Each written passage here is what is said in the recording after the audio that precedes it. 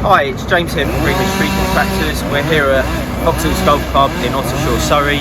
removing 3 trees that have been surveyed by Duckworth's Arboriculture, and because it's a public space with the car parking and the walkway going through here to the gym, they were condemned and need to be removed because obviously they're dying or dangerous. We've got a 40-ton mobile crane here,